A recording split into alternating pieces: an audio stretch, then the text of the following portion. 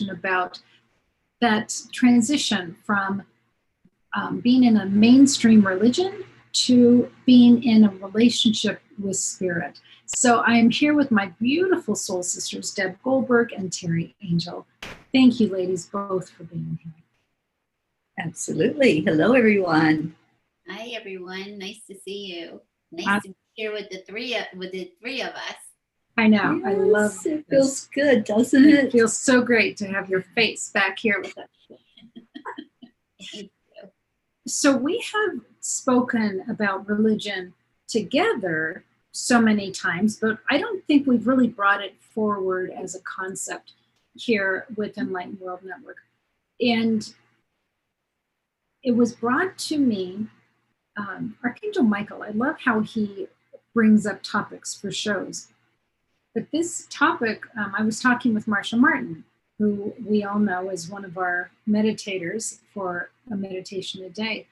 And we were both talking about how the religion that we grew up with served its purpose at the time, but became too limiting in what has become our relationship with the spiritual divinity now. And so I was asked to provide a session to talk about that. So that's how we came up with the topic of from mainstream religion to relationship throughout spirituality. So I wanted to ask you first, Deb, why don't we start with you? What was the religion that you were raised up in? And did that give you any kind of an idea of what kind of relationship you could have with the Creator? I was raised Jewish, and I would call myself more of a cultural Jew. Maybe I went to temple as a child on the high holidays for a few years. My parents didn't really practice the religion in the way that other people might. So you celebrated the holidays, and it was the food, and it was the family gathering. So that's why I call myself a cultural Jew. We didn't talk about God in our house. I didn't understand what a relationship with the Creator is, which I call God. And so I believe somewhere inside of me, I knew something, but I wasn't getting it from my parents. And even though I went to temple, I didn't get that feeling of God. It was just a place to go and congregate with other Jewish people and family and friends. So I didn't have that understanding. I knew somewhere there was a God because I would talk to God, and I don't know how I knew that, but I guess what I found out later is we all know that. But as a little girl, I didn't. And I remember, at 9 years old talking to God, I felt I was a bad girl, and I wanted to be a good girl, and I wanted to be one of his angels and help people someday. And that's really my own experience as a child. Of course, it's morphed into being awakened, but that growing up, I didn't know who God was. I just thought maybe it was something up in the sky. It was a man up in the sky. Okay. Thanks. Terry, what about you? I grew up in the Baptist church. And as a small child, we were sent to church on Sundays. My parents weren't with us. I never learned anything about religion or God or anything else in the home. So from a small child, I was in that community of the Baptist religion. And my version of God was a judge, because that was what was sticking. That information was sticking more than anything else. It wasn't that I was loved. It was that I was a sinner and I had to keep, walking that straight line, or, there was something bad that was going to happen. And so then as a young adult, I was in the church. I was still in the Baptist church, but I had so many questions. I just, as I matured, I started really processing, what is God? You know, what is this person that I've always envisioned as a judge and, you know, that I'm to be afraid of? And I didn't feel afraid of God when I would think about the angels and talk with the angels. I'm like, I don't feel that fear, but yet here I'm being told to fear and to really watch myself and watch my actions and my words and everything that I do. So there was a real conflict as I was in that church environment. And I eventually did leave the church because I had questions that I wasn't getting answers to. So I started looking more inside, I think. When I learned meditation, that's when I found spirituality and that I can have a relationship with this person that I've always felt like I had to fear and, you know, couldn't find a closeness with. So later on, I found the closeness that I desired. So I was raised in the Methodist church, and I mean that so sincerely. The church was across the street from my home. And as a latchkey child, every day after school, I went to the church and checked in with the church secretary. And my first job was in the church cleaning up the used tissues from the sanctuary. 10 cents a week, guys. Wow. That was a lot. Big bucks. Big bucks. So I was literally raised in the Methodist church. And I remember going to the church service, and it always kind of struck me. The prayer in the church service was like maybe 4 minutes long, and 3 minutes of it was guided, which left you like 1 minute a week of that time to connect with God. And I always felt so thirsty, which is such a funny verb, right? But I get it. Word. Yeah. I was always thirsty when I left there. And I got into the church youth group and was in the choir, and I can sing for you every single Christian musical that there is verbatim. And the music would kind of help fill some of that void, but there was no real connection. And that was lacking for me. But I want to say, Terry, I know you grew up seeing and hearing angels. And for me, I grew up knowing the Holy Spirit. And it would come to me through things like nature. We would go fishing down the street. There was this little lake, the tadpoles and the fish, and the Holy Spirit would come work through me in that way. And I knew it was a love relationship with something to do with God. You know, I got that part of it. But I didn't have any adults in a religious format that could kind of explain that to me. Now, Deb, I know you had this amazing awakening experience. Can you talk about that? Sure. You know, it first started, I would say, 1991 or something like that, where I was sleeping one night. I was so distraught in my life. I was unhappy, and I kept praying to God for like 5 years to help me with some guidance and direction. And I went to sleep one night and I had this profound dream, and I know it came from God. I know it, and it told me, okay, this is what you're supposed to do. You're supposed to go to college, be a therapist. And the next day I enrolled in school. And from that moment on, I knew something was guiding me. I knew something was guiding me all along. I just didn't know what it was. But when I had that dream, I knew it was God talking to me. And I said, okay. And then I went off to school. And so that was what, 91? And then 2014, which is a lot of years in between, I went to a meditation one day, and I had never meditated before. I was at a workshop, and you were supposed to meet your spiritual guide. And in the middle of the meditation, here comes Jesus into my mind. and started doing healing practices with me.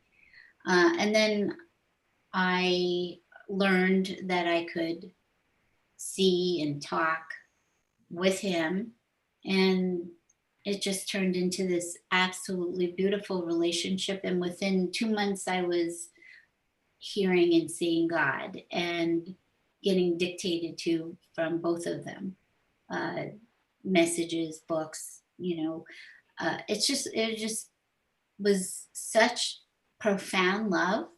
I don't have the words to explain it. Having a relationship with God, and I had just made a meme of this, is experiencing the expansiveness of love itself. It is something I've never felt. I was very empty in my heart for all my life, and I never felt love. And this love, which took a while for me to accept, was so overwhelming and allowed me to have a relationship. So this was different for me, because I was seeking God in my when I had that dream for guidance. But when Jesus came to me, the only thing I was doing is I felt like I was having relationship difficulties with my son and his wife. And I thought, why am I having relationship problems with people I love? I don't understand it. What am I doing? And that's the only question I asked, is what am I doing that's creating pain for myself? And that's where Jesus entered. It was almost like I felt like I was plucked into, okay, it's your time. We're waking you up, and here's some answers to your questions. So it was a really interesting thing, because I felt like I was being sought after. I didn't know that I was seeking God when I said that to myself, if that makes sense. Absolutely. Yeah. Sure. Now, Deb, you were raised sort of Jewish. Mm-hmm. Your family is Jewish. Mm-hmm. And you're having conversations with Jesus. How did that go over with family? They don't understand. They don't understand it. They don't talk to me about a lot of that at all. It's sort of like, okay, we understand this, but but they don't understand, because they think that maybe I've changed to Christianity or something because I talked to Jesus, and I have not done that. Jesus came to me as my brother, which it took me a long time to understand that, not as Jesus Christ from Christianity. He came to me as a form of God. So it's just part of my story. That's all that it is. It's part of my story, how my story is playing out. It has nothing to do with religion. It's all about love. So my family doesn't understand, and people sometimes, just because I talk to Jesus right away, think that I'm Christian. But so that in myself, it took me a long time. It took me a couple years to even accept that it was Jesus, because I couldn't understand, why was Jesus showing up to me, because the only framework I had of Jesus is from Christianity. Right. Which you didn't ascribe to. Right. No. Right. So it hasn't changed. I still consider myself Jewish. I'm still a cultural Jew. I don't practice Jewish religion in any kind of religious way.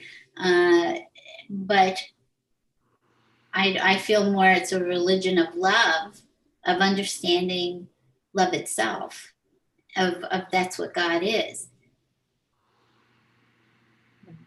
Right. Thank you. I love your story. I love your story. So, Terry, Southern Baptist, are angels a piece of Southern Baptist religion? They are. They are part of that religion because it's taught and it's in the scriptures, which is what Southern Baptist is ascribed to. Yeah, they teach the Bible. So yeah, angels are a part of that, but not as big as what I already had in my life. I already knew the angels. I already was surrounded by them. But the teachings of the church were not focused on that. They were focused more on deeds, not so much on your feelings or your relationship that you would have to divinity. The covenants, the doctrine, the do's and do nots. So did you, in order to really embrace your ability to connect with the archangels, did you have to step away from the church, or did you naturally step away from the church? What happened there? I stepped away because I had so many questions about the teachings of the church. I understood that there's a God. I believe that. I still fully believe there is a creator. I choose to call it God. I believed in Jesus, and I believed the story of what happened with the crucifixion. But what I couldn't buy into was that there's only one way. And so I kept questioning, well, aren't there other religions? Aren't there other people that believe in a God? And I think it's the same God, but there were just questions that couldn't be answered. And it was always just like shushed, like not, to not have that mindset, to not have that thought or that question even. And so as I examined more and more what my beliefs were, it was like, I don't feel that way. I can't believe this way. So I started opening up and asking the angels and asking, from inside, examining my own thoughts and my own beliefs. And I just couldn't buy into what I was going every week to listen to this being and me being indoctrinated in this thought process. And I'm like, I just can't, it just wasn't resonating, wasn't ringing true. So I was the one that stepped away, and I'm like, I know that I'm loved, but I'm not feeling the love inside that venue.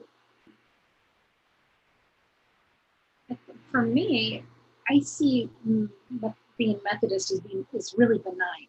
I mean, it doesn't seem to have really, really strong opinions on much of anything. And it also doesn't seem to have a really strong love relationship with the divinity. Not to say that some people who are Methodist don't have that, but I didn't find that coming to me from those services. Right? It was more about reading the Bible, understanding the doctrine, understanding who John Wesley was and what he created with the Methodist religion, rather than the actual relationship. I never really stepped away from the love of the Methodist religion. I mean, I hold that really deep in my heart, but I don't go to church every Sunday and that kind of thing. But where religion sort of didn't work for me was when it was used as a means of requiring a middleman between me and God, or when it was used to create a barrier between me and other people. And just because of assuming what their relationship is with God.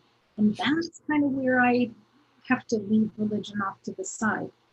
I know for me, as my spiritual awakening really rolled out and I was able to see and hear archangels and sit in Christ's presence and understand messages that were coming through, or to sit with God and really feel that presence, I know that there were some people in my life who were very religious that rejected me for that.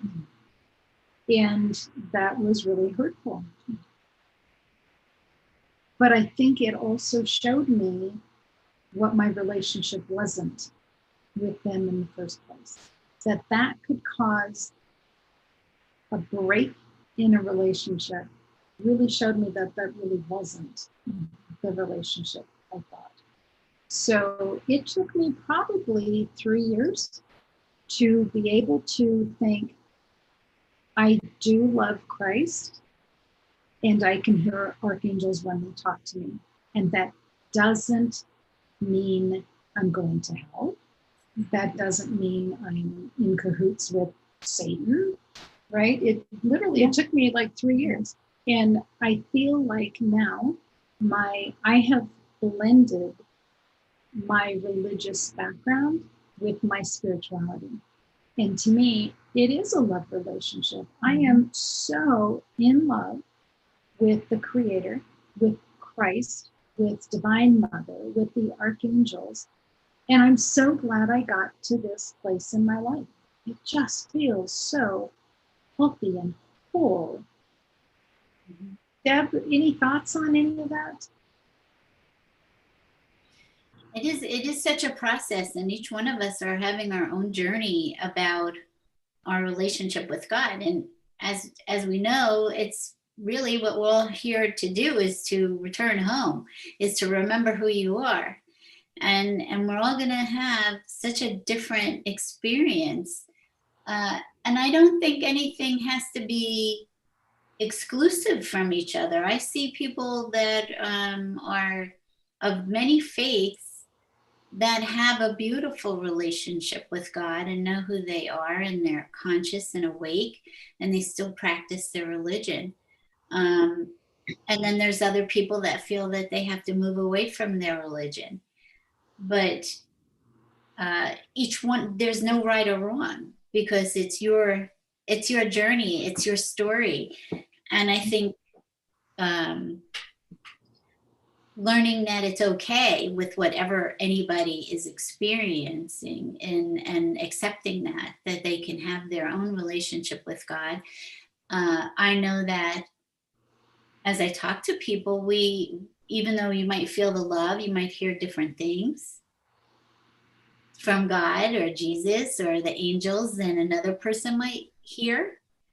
And because we're on our own journey, we're going to have our own story, and our relationship with God is going to be different because of that.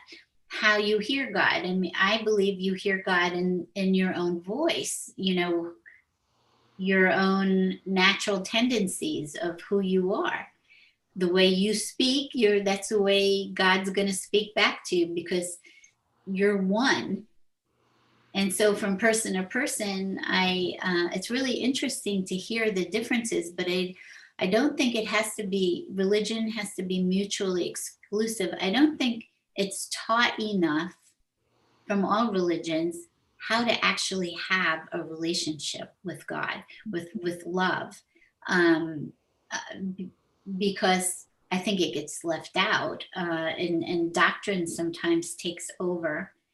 And that's what turns people off, is the rules, right? Rather than finding out for yourself. Instead of me listening to what the doctrine's telling me about within my religion, can I just ask God itself to explain to me how it wants me to understand God itself, creation, how to understand me? How do I practice my love for you?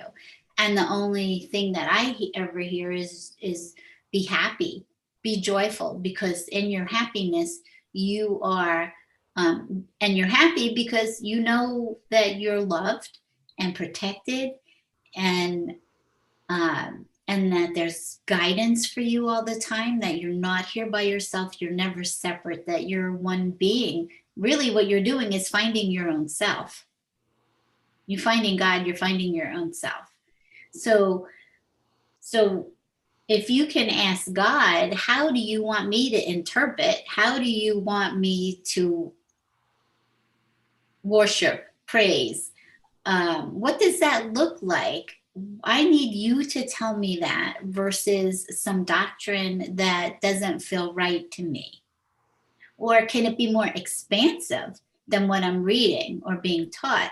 Because it is going to be so much more expansive than anything that you're reading through religion. The term expansiveness to me is everything that we're talking about right here. We're not rejecting any of that. We're just expanding. Mm-hmm. So it's like you said, Deb, there's no right or wrong.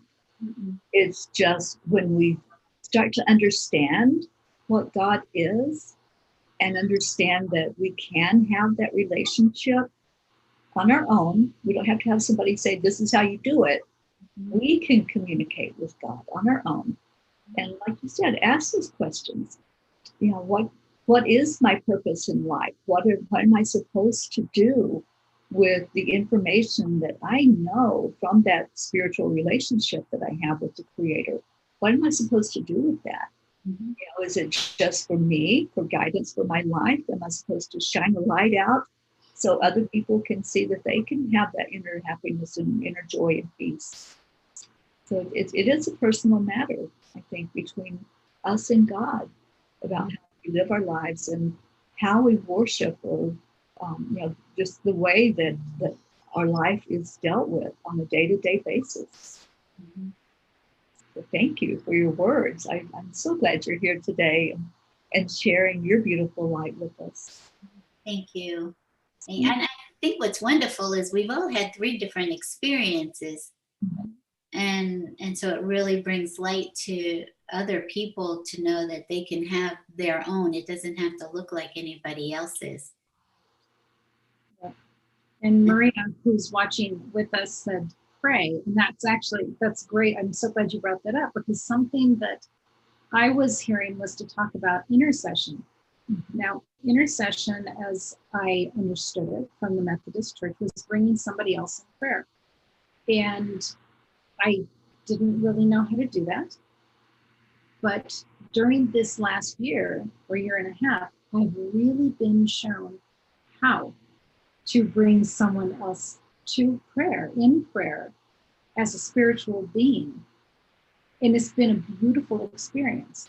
And part of that is knowing about the healing pool that we've been sharing here at Enlightened World Network, and being able to bring somebody else in spirit to the healing pool to experience that divine love and healing from Christ and the Creator and Divine Mother and the archangels. So intercession to me is a huge piece of that prayer. And now, Terry, you bring folks in intercession. You do that every morning. Oh yeah, every morning we do a meditative prayer. And we envision anybody that has something that they're struggling with, whether it's physical, mental, spiritual, or emotional. And we all surround each other with love. And I have a relationship with Kuan Yin, who is an ascended master. And Kuan Yin is all about compassion and love. And I got a message from her probably 5 years ago now that said, love is the energy that heals. We all heal from the inside. So when we're lifting somebody up in prayer, what we're really doing is sending love to that person, because that's what's going to make the change and the shift inside so that the healing can take place. That's beautiful. Well, and I think about the lives that the 3 of us are living. And honestly, they're all lives of quiet servitude. Deb, do you want to talk about your life now and what your day looks like compared to when you were not in a spiritual relationship? Oh my goodness. It was a mess. I was a mess. I was a therapist and I was seeing way too many people a day. striving to prove myself, to make the mighty dollar, to fill all my time in ways so that I didn't have to really deal with the pain that I had inside myself for so many years, that I thought on some level that I had healed, but I had not. And I didn't understand myself from a divine perspective. So living without that knowledge of how God sees you and how God wants you to see yourself, and having a divine perspective on things versus an earthly perspective is a dramatic change. And it, I was woken up 6 years ago, a little over 6 years ago. And the change that has happened in 6 years is I don't recognize myself anymore from who I was before. I was stressed. I was a people pleaser. I was trying to do everything and not take care of myself. I didn't know how to love myself. I didn't know how to take care of myself. I didn't know how to have compassion for myself. I didn't know how to respect myself. And so through the process of awakening, so I was working too much and I was working myself sick, unhealthy, okay, because I was working too much. I didn't know how to set boundaries. And then now, today, it doesn't mean that I don't deal with life, because life still happens. We still have to deal with it. But I am at much more at peace. I have a greater understanding. I have something else to lean on. When you have a relationship with God, you have something else to lean on. The love, the wisdom, the joy, the peace is all there. Hope, and through faith. So it's a much more, and that my heart's full all the time with love, which it was not, and which is really kind of misunderstanding, because our hearts are always filled with love. We just didn't know how to. We had so many walls built up inside, or I did anyway, that I couldn't feel my own love. I couldn't feel anybody else's love. So now I don't have that anymore. And now it's more of, I just want to give my love. I just want to share it. And I'm doing things that I never thought I would do. It awoke me to writing books and songs and poetry and quotes. And so my days are filled with really God's word of what I've been taught. It is just filled with God's word all day long, just surrounding me in everything that I'm doing work-wise, and trying to put it together in the way that it needs to come forth and come out to the world. Much happier, much happier. And when something doesn't go the way that I expect it to, I have some place to go that I can have some divine reasoning and help, and friends like you to walk me through those moments. We'll talk about those moments in a moment. But Terry, a life of servitude. I know what it looks like. Tell these folks what that looks like. Faith, trust, and knowingness that what you're being guided to do is real. There have been many moments where I've heard that inspired thought to do, to express in a way, or to step out in faith and do something like the journey that I'm on. And it blows my mind sometimes. I'm like, are you sure?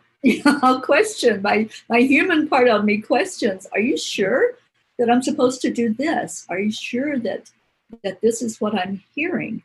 And it's always a knowingness now that, yes, it's real. And I've been shown over and over and over again that when I do trust and listen and do the work that I'm shown to do, everything falls into place.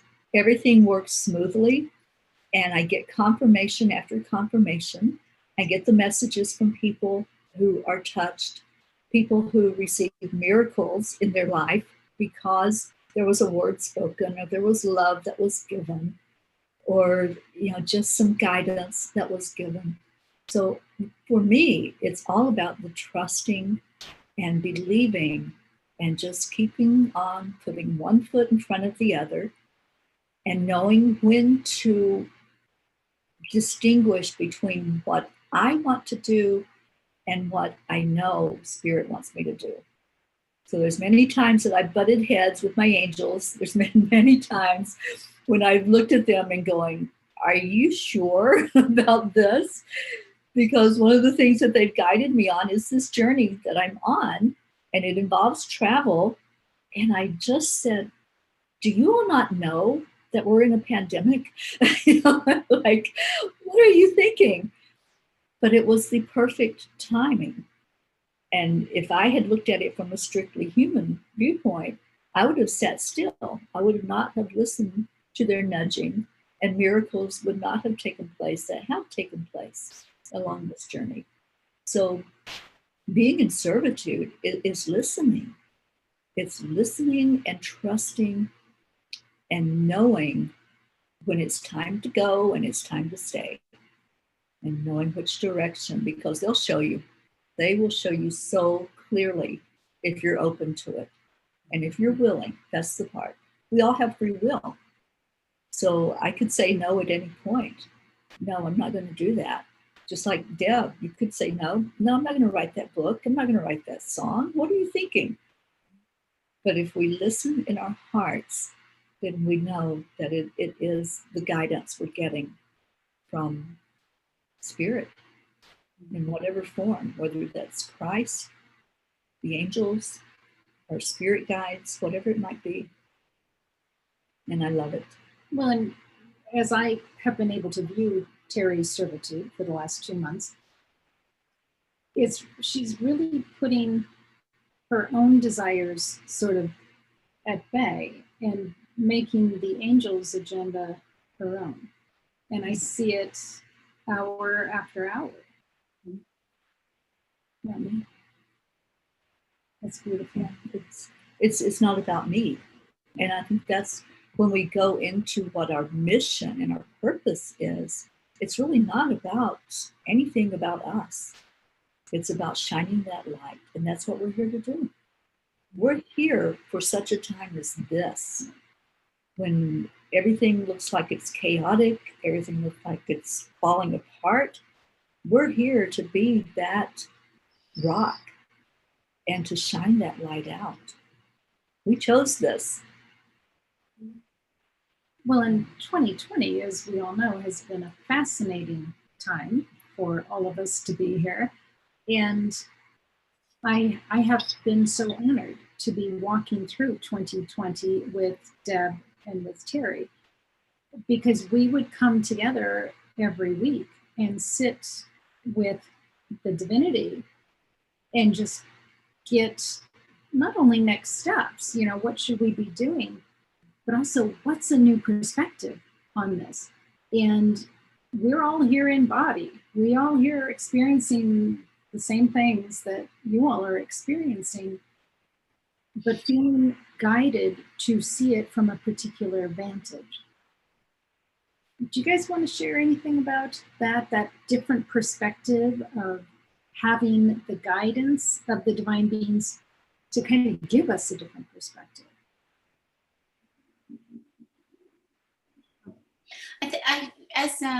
I want to do that, but I also thought we need to clarify servitude, because the definition of servitude is slavery. If we look that up in the dictionary, that's what it says. So God had redefined servitude to me, and quiet servitude, meaning that you really don't have to do anything because you're sitting in love and joy within your own self. That is serving. It doesn't mean that you always have to do something.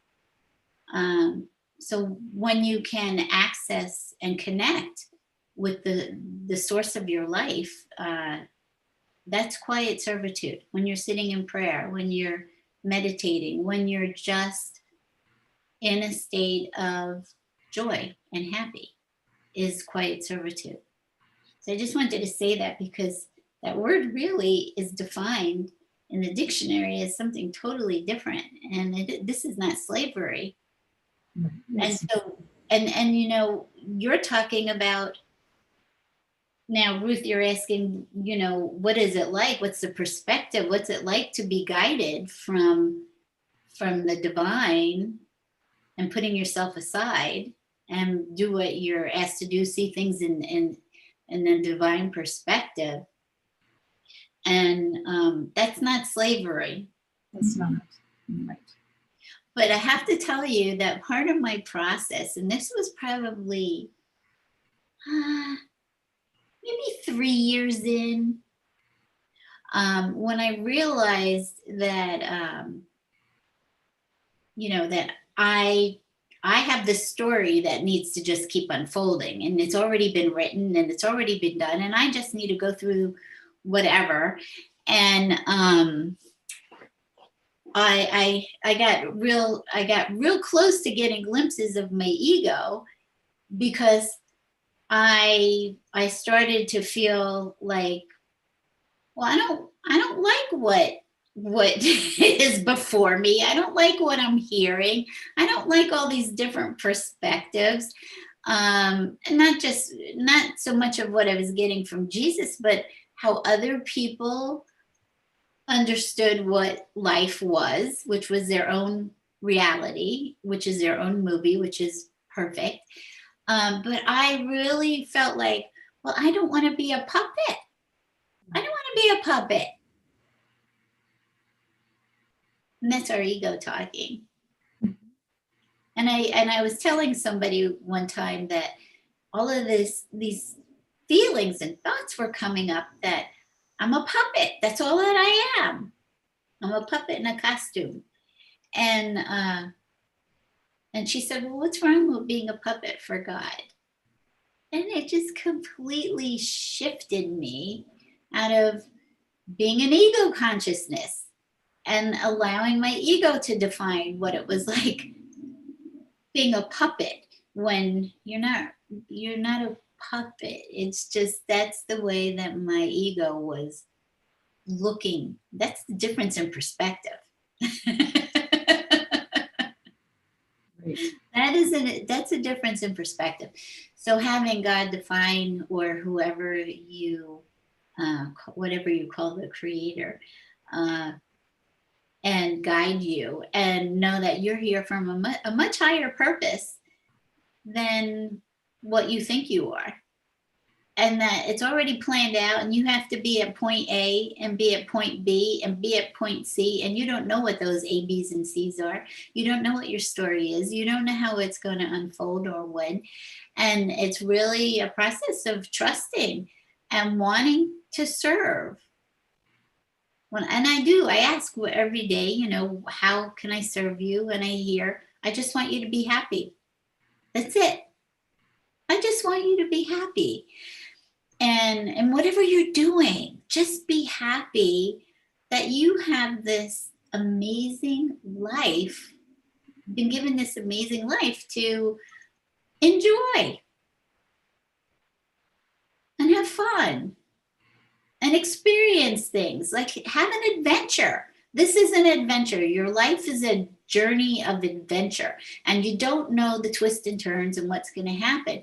And so when you are leaning on, like you're talking about, Terry, leaning on your guidance, your divine guidance system, and listening, you're always in the right place. You're always in the right place anyway, but it feels so much better when the guidance is coming through and you're like, oh, that's why I'm here. Oh, that's why I was asked to do that. This is why I ran into this person. This is why It just, you just see it in action happening.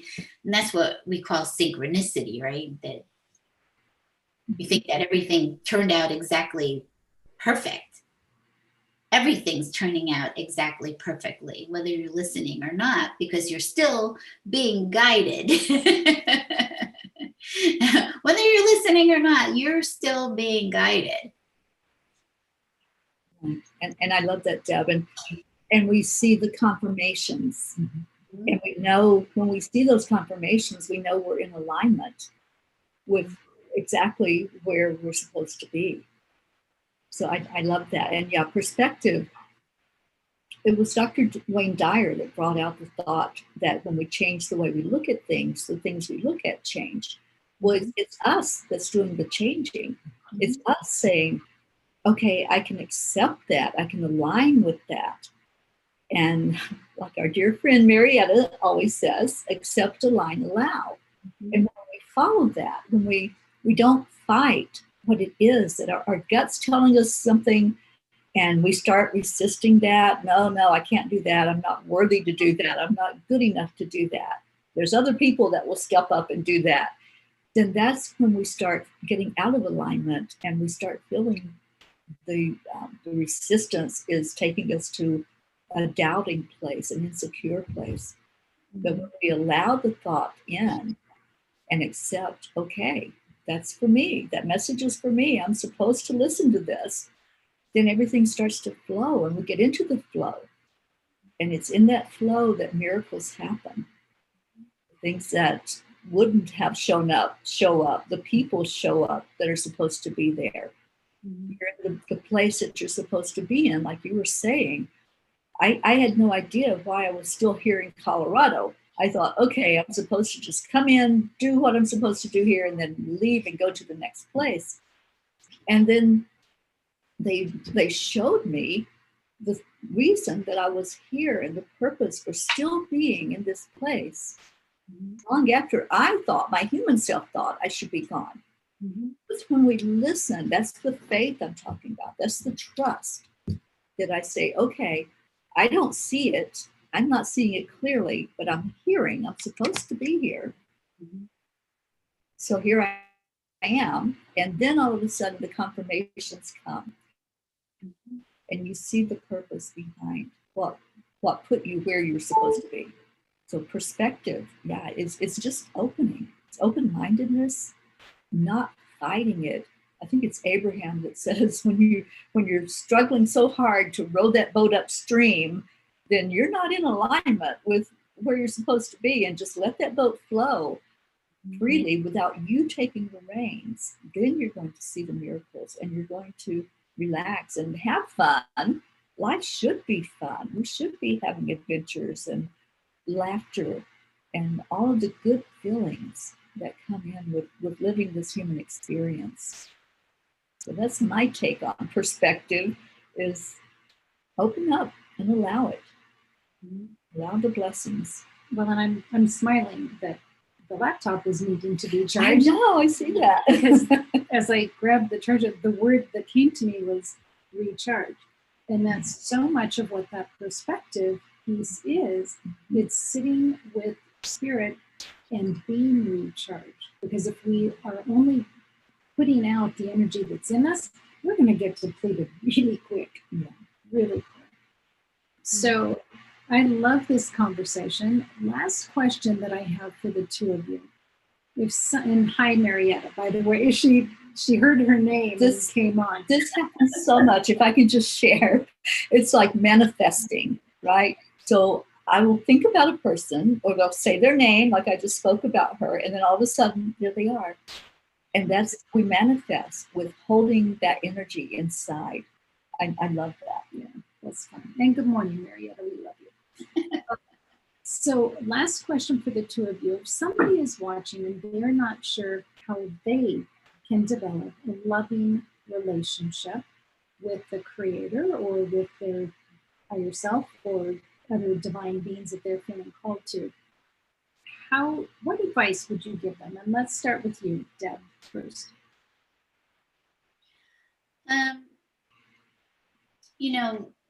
love is always waiting inside of you. And you're saying open up to all of this, right? So what I have found is it's just waiting. It's waiting for you to acknowledge that that's the source of energy, the source of you within you. And so if you just start to sit quietly and ask, all you have to do is invite love in. Just ask and say whatever's on your heart that you want to know God or whatever you call creator or angels to allow you to know them, to see them. Not everybody sees, everybody can, but you can hear, even if you're not hearing auditorily, you hear it in your heart. You get spoken to through your heart, and it just gets translated. You know what you're being spoken to at all times. So it's about wanting to be a participant in this. And I know a lot of people are afraid of what they might hear. They get scared of, what am I going to hear? What if I'm going to hear something that I'm not good enough or whatever? That's all ego thinking, and it's there, but you don't have to listen to it if it comes up. It's about really wanting to experience the most profound love you'll ever have in your life. It's the love of your life.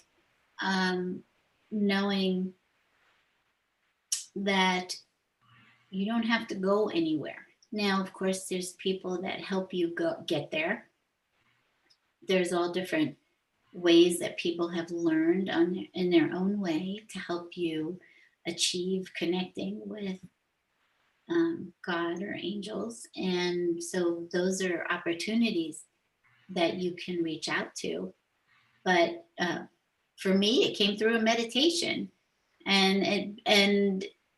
But what was different for me is that I had my heart open to learning what I was doing that was creating pain for myself. And I believe that is what opened the door. The meditation just allowed me to be quiet so that I could hear. So all you have to do really is ask that you want to be known, that you already are known, but now it'll be within your awareness, and that you just don't ever stop giving yourself some quiet time to just sit and listen and ask with your heart. Beautiful. It's simple as that. Thank you, Deb. Beautiful. Terry? It is as simple as that. And as I said earlier, when I was in that environment where it was all about fear, that's, I think, what my soul was not resonating with, because it's not all about fear. It's about love. And we do all have that love available. It's inside of us. Our natural state of being is loving. And so when we find our way back to that love that's inside of us, we get into alignment with our purpose. We get into alignment with the joy of life and of really experiencing everything we're here to experience. So I would say to anyone that wants joy and happiness and that peace of mind, to seek. In the scriptures it says, seek and you shall find, ask and it shall be given. It's as simple as that, just like what Deb was saying. Just seek it, ask the questions, and be open to it. Open up and allow it in, and allow yourself that possibility. What if? What if life were fun? What if you were loved beyond measure and you had that relationship with a loving God, a loving creator? It is possible.